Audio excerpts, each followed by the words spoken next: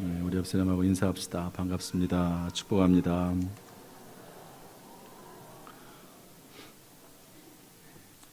오늘 설교 제목은 반드시 믿어야 할 것, 이런 제목입니다. 따라서 합시다. 반드시 믿어야 할 것. 오늘 경우한테, 아가한테 성경책을 선물을 해줬는데요.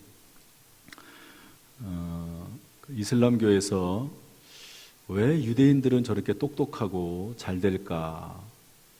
연구를 했더니 다른 것들은 다 대동소이한데 한 가지 독특하면서도 유대인들에게만 있는 중요한 내용이 하나가 있는 걸 발견했습니다. 그게 뭐냐면 유대인들은요, 여러분 잘 아시죠? 유대인들이, 이스라엘 사람들이, 유대민족이 전 세계 노벨상의 3분의 1을 가져간다는 사실은 우리가 다 알고 있는 내용입니다. 이걸 연구를 해봤더니 유대인들은 성인식을 하기 전에 모세오경, 성경이죠. 성경을 다 읽게 하고 그 중에 신명기의 말씀, 전부 34장으로 되어 있고 1000구절입니다. 1000개의 구절이 되는 그 신명기의 말씀을 암송한다는 사실을 알았습니다. 그래서 지금 이슬람교에서도요, 코란을 암송하게 합니다. 물론 그런다고 저는 된다고는 생각하지 않아요. 왜냐하면 성경과 다른 경전은 다릅니다. 하나님의 말씀은 살았고 운동력이 있고 능력이 있기 때문에 그렇게 되는 것이지, 일반 다른 책을 읽는다고 해서 그렇게 되는 것은 아니죠. 그래서 우리가 하나님의 말씀을 늘 묵상하고 특별히 어떤 구절들은 암송까지도 해야 한다고 봅니다.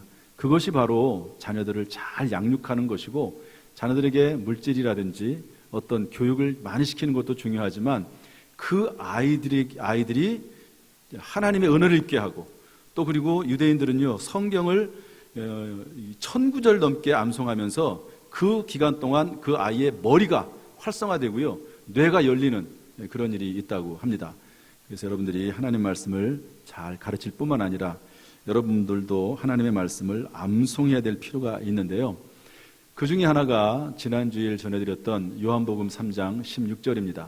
하나님이 세상을 이처럼 사랑하사 독생자를 주셨으니 이는 저를 믿는 자마다 멸망하지 않고 영생을 얻게 하려 하심이니라.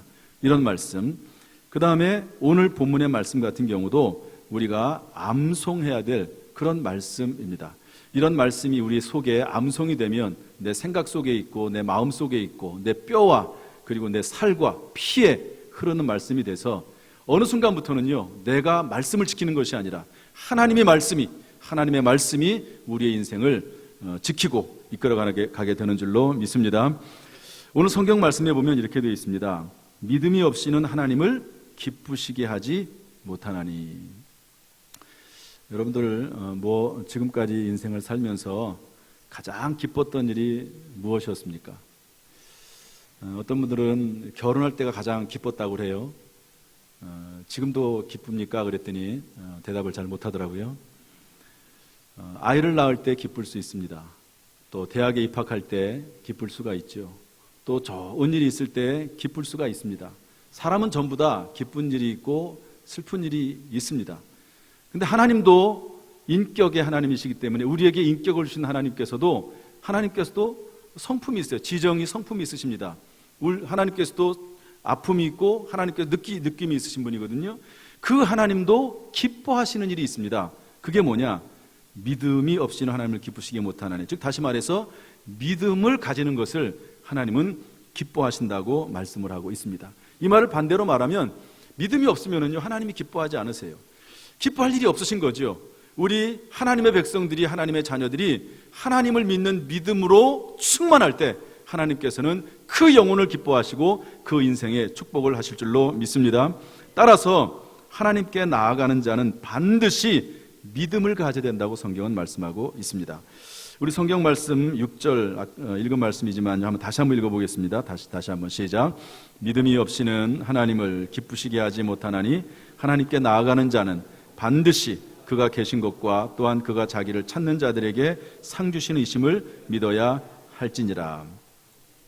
그렇다면 과연 믿음은 무엇일까요? 하나님이 기뻐하시는 거, 하나님이 정말로 좋아하시는 거, 믿음이 있는 사람을 하나님이 좋아하시는데 과연 그 믿음이라는 게 뭘까 하는 겁니다. 일반적으로 믿음은 어떤 대상과 내용에 대한 수용입니다. 어떤 대상이 있으면요, 그 대상을 내가 신뢰함으로 받아들이는 거죠. 이것을 믿음이라고 할 수가 있습니다. 여러분들은 이제 여러 사람들을 한번 생각을 한번 해보시죠. 내가 내 남편을 믿는가? 그 남편을 내가 받아들이는 거지요. 또 내가 아내를 믿는가? 자녀를 믿는가? 부모를 믿는가? 이 부분을 생각을 해보면 내가 그 남편과 아내와 자녀와 그리고 주변에 있는 사람들을 내가 수용하는가? 받아들이는가? 얼만큼 내 마음속에 신뢰함으로 그 사람의 내 심정에 마음에 있는가 하는 것을 생각을 해보면 그 사람에 대한 믿음의 크기를 알 수가 있습니다. 우리가 이제 결혼을 하게 되죠. 그러면 사랑해서도 결혼하지만 상대방에 대한 믿음과 신뢰가 있기 때문에 그 사람과 결혼하는 겁니다. 믿음이 없이 그 사람과 평생을 같이 살겠다고 약속을 할 수는 없는 것이지요. 따라서 믿음은 반드시 대상이 있고 내용이 있기 마련입니다. 그런데 우리가 성경에서 믿음이라고 말할 때는 믿음의 대상은 누구입니까? 하나님이십니다. 또한 믿음의 내용은 뭡니까? 성경 말씀에 기록된 하나님의 모습들이라고 볼 수가 있습니다. 믿음은 권위에 근거합니다. 권위가 크고 완전할수록 믿음도 커지는 거죠. 여러분, 그런데 우리가 믿는 그 믿음은 전능하신 하나님을 믿는 것이고 그리고 영원한 하나님의 말씀인 성경을 믿는 그 믿음을 우리는 가지고 있는데 이 모든 내용들을 정리해 보면은요, 하나님에 대해서 사도신경은 이렇게 말을 하고 있습니다. 한번 우리 사도신경 한번 첫 부분을 외워볼까요? 전능하사, 시작. 전능하사 천지를 만드신 하나님 아버지를 내가 믿사오며.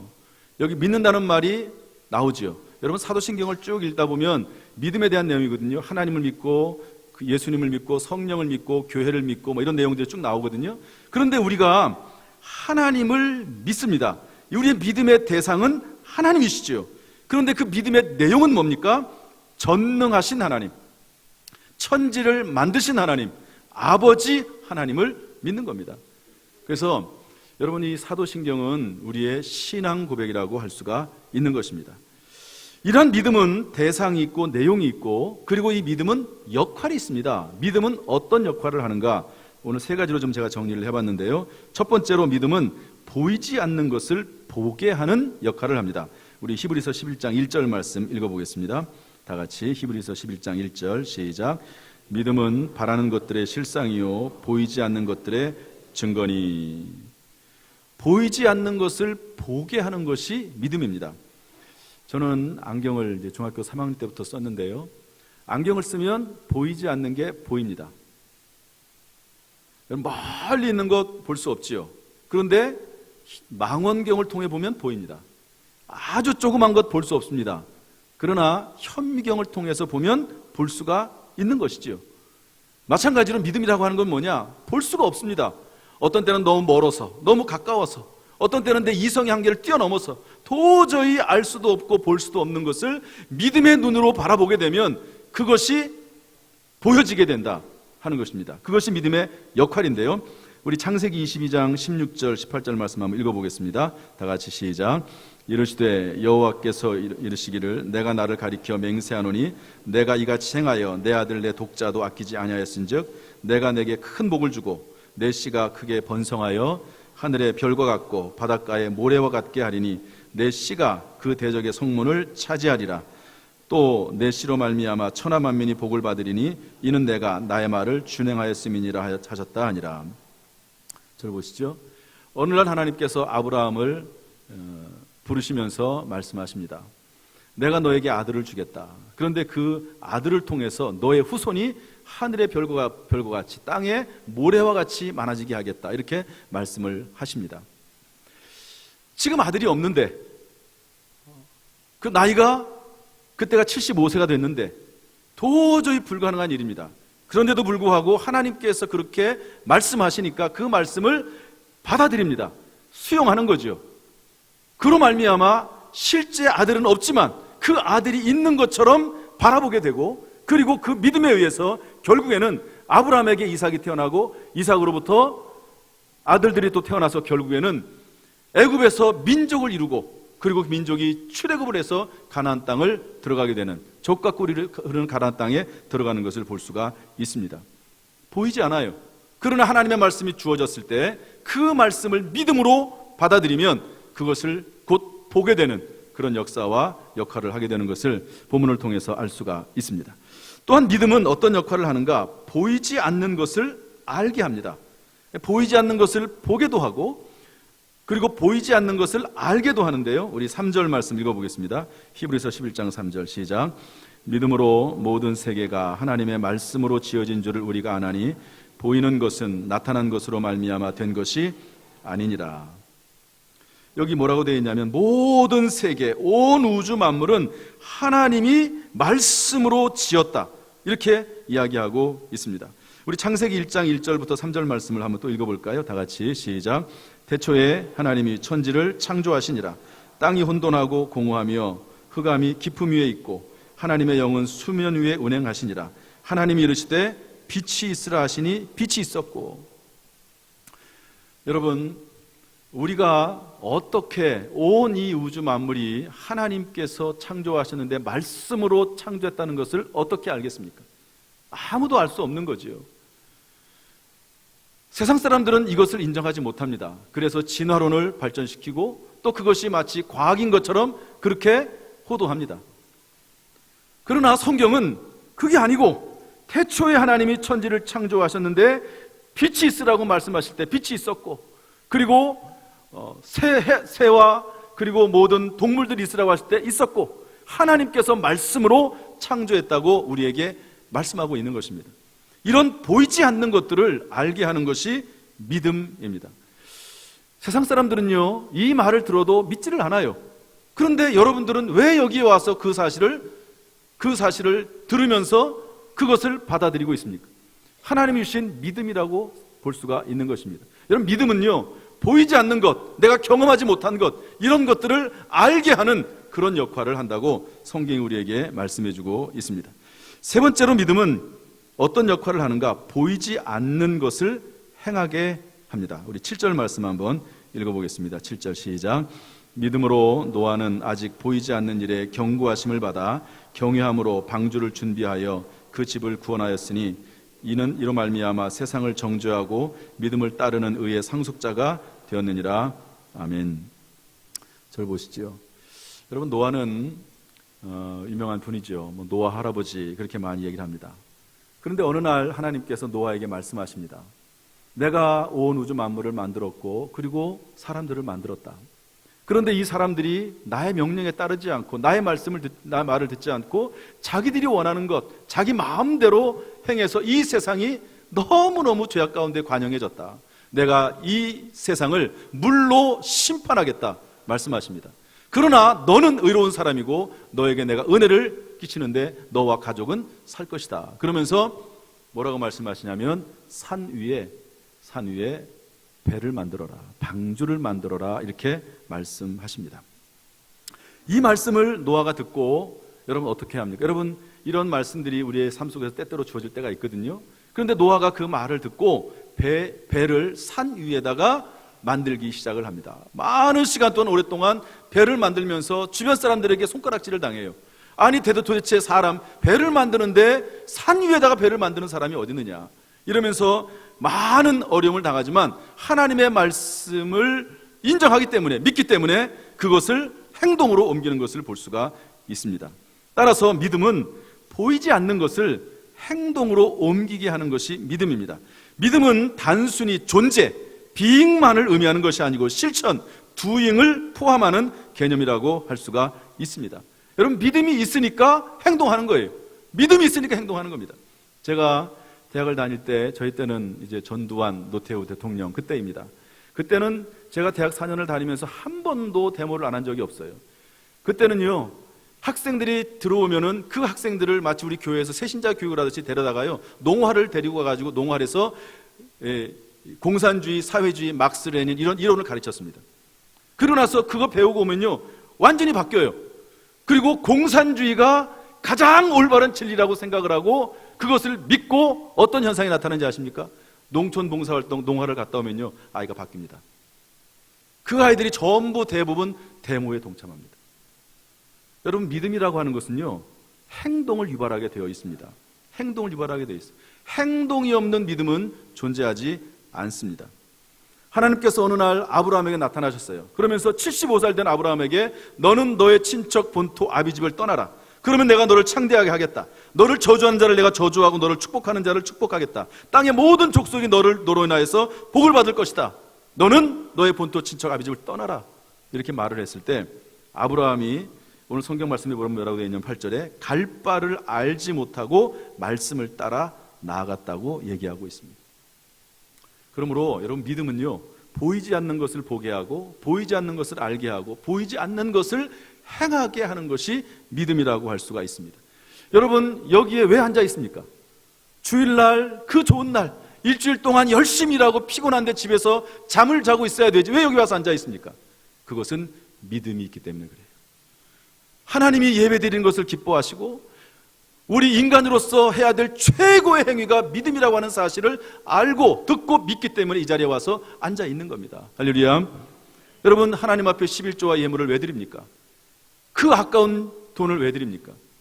하나님께 것으로 믿기 때문에, 하나님의 것이라고 성경이 말씀하고 있기 때문에 믿음으로 행하는 것입니다. 여러분, 어떤 분들은요, 제가 보면 참 어려운 분들이 있어요. 몸도 때때로 좀 불편한 분도 있습니다. 그런데 예배당에 나와서 봉사하는 분들이 계세요. 왜 그렇습니까?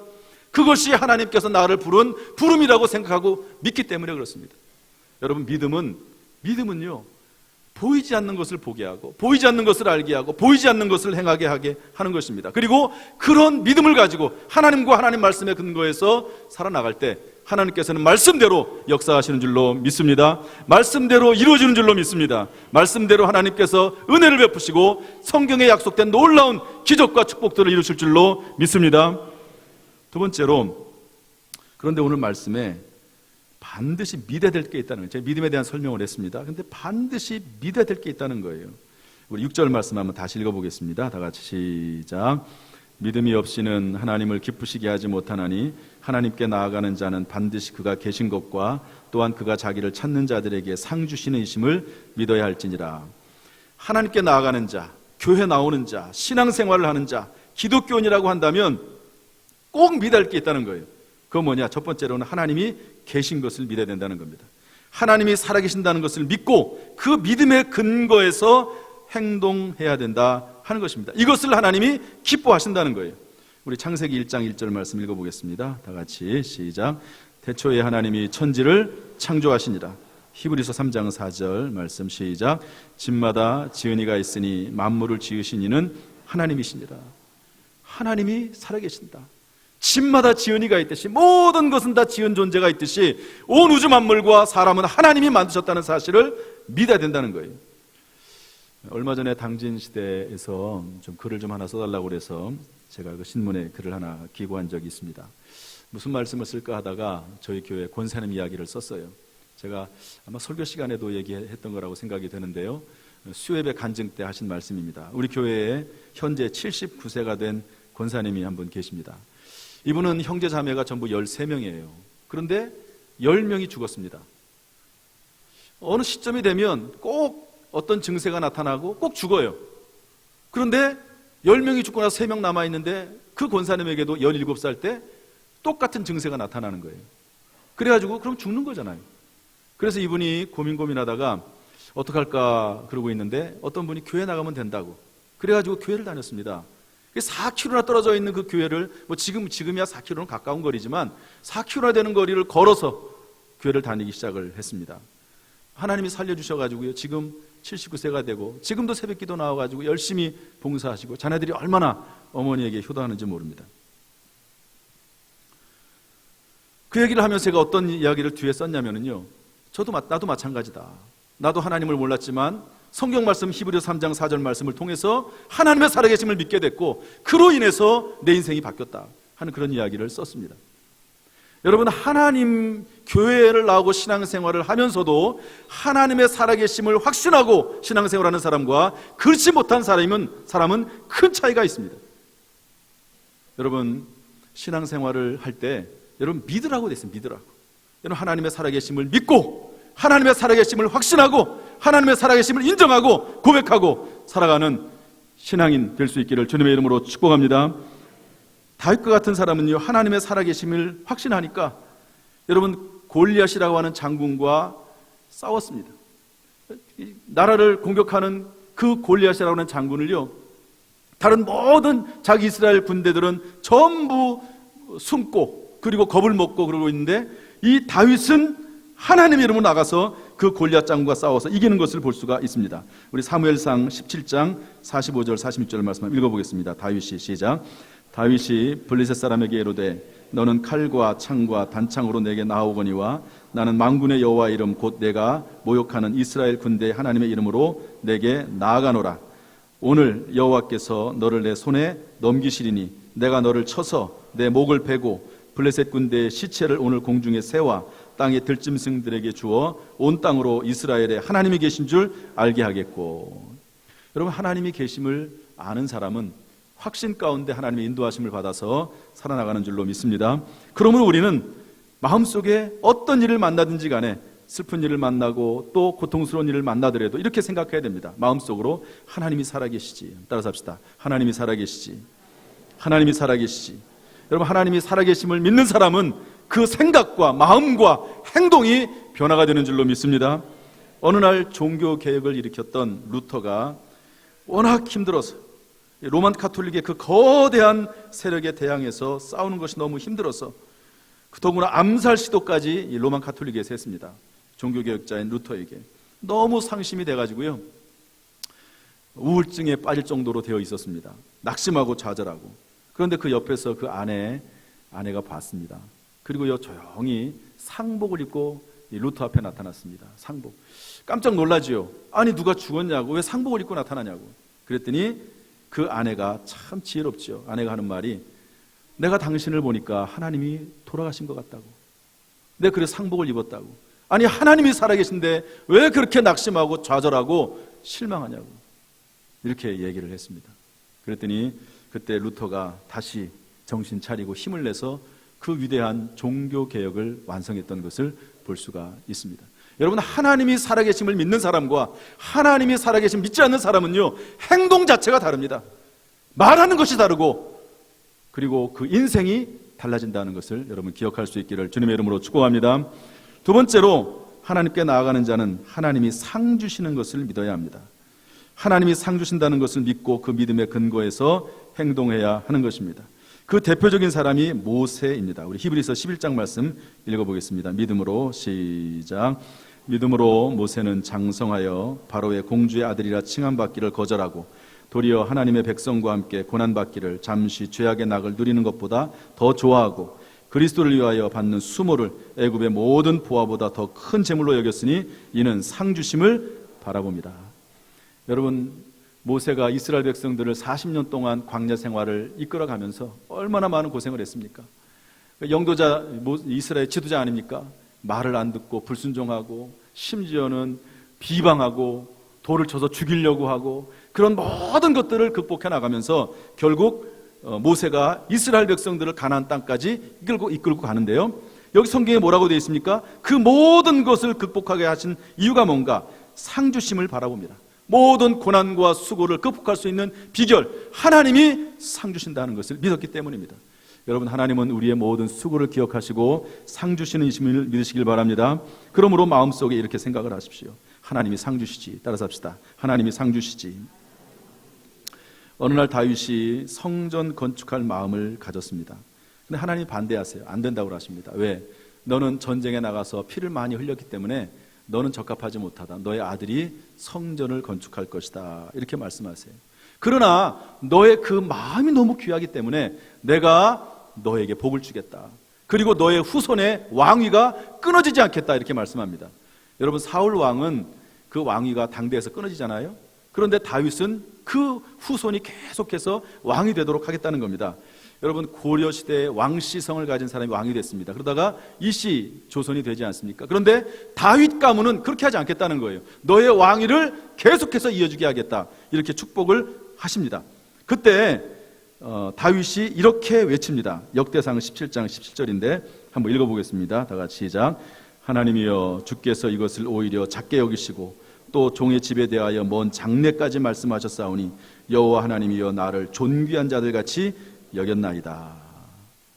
그래서 하나님 앞에 감사해요. 그리고 나서 자기는 비록 성전을 건축하지 못하지만 자기의 아들이 성전 건축할 수 있도록 모든 자료들을 준비해주고 그리고 협력하는 것을 볼 수가 있습니다. 참 얼마나 멋있습니까? 자기는 못해요. 그렇다고 해서 뒤로 물러나는 것도 아니고 비방하는 것도 아니고 도와주고 협력하고, 참 멋있는 신앙인이라고 할 수가 있습니다. 여러분, 하나님께서는 우리의 모든 수고와 그리고 하나님을 위해 헌신하는 것을 기억하시고 반드시 상 주신 하나님이라는 사실을 믿으시기를 주님의 이름으로 축복합니다. 말씀을 마치겠습니다. 제가 지난 주일날 새생명 축제 전도주일에 요한복음 3장 16절을 전해드렸습니다. 오늘은 히브리서 11장 6절 말씀을 전해드렸습니다. 사람마다 전부 다르겠지만 저는 성경 66권 37,000 구절 정도 되는 이 많은 구절 속에서 한 구절을 뽑으라고 하면, 또는 두 구절을 뽑으라고 하면 이 말씀을 뽑을 것 같습니다. 첫 번째는 요한복음 3장 16절, 두 번째 구절은 히브리서 11장 6절. 왜 그런가? 여러분, 요한복음 3장 16절은 구원받기 전에 사람들에게 하는 말입니다. 구원받기 전에 예수 그리스도, 하나님의 아들 예수 그리스도, 그분을 믿음으로 말미암아 영원한 생명을 얻고 하나님의 자녀가 된다고 하는 말씀이기 때문에 그 말씀이 먼저 필요합니다. 그 다음에 예수 믿고 구원받은 이후에는 어떻게 살 것인가, 그 모든 내용에 대해 걸려있는 말씀이 저는 히브리서 11장 6절이라고 생각을 해요. 믿음이 없이는 하나님을 기쁘시게 하지 못하나니 하나님께 나아가는 자는 반드시 그가 계신 것과 그를 찾는 자들에게 상 주시는 이심을 믿어야 할지니라. 여러분, 예수를 다 믿고 하나님의 구원받은 자녀가 된 줄로 믿습니다. 그렇다면 이제는 구원 이후에는 하나님이 기쁘시게 하는 삶을 살아야 됩니다. 그런데 그게 뭐냐? 순간순간마다, 시간마다 어떤 일을 만나든지 간에 하나님이 살아계시지, 하나님이 상 주시지. 한번 따라합시다. 하나님이 살아계시지, 하나님이 상 주시지. 저는 이 두 구절만 암송하고 이 두 구절만 마음속에 새기고 살아가면 저는 신앙생활 성공한다고 생각을 해요. 내가 예수 믿어 하나님의 자녀가 됐지. 내가 하나님의 살아계심을 믿고 살아야지. 하나님이 나에게 상 주시지. 하나님이 살아계시지. 하나님이 상 주시지. 이런 믿음 가운데서 우리가, 여러분, 이왕 하나님의 은혜로 예수 믿지 않았습니까? 이제는 복된 인생, 축복받는 인생, 하나님 앞에 영광 돌리는 인생이 되기를 주님의 이름으로 축복합니다. 기도하겠습니다. 하나님 아버지, 감사합니다. 오늘 말씀 속에 주의 음성을 듣고 살아갈 수 있도록 인도해 주옵소서. 예수님의 이름으로 축복하며 기도하옵나이다. 아멘.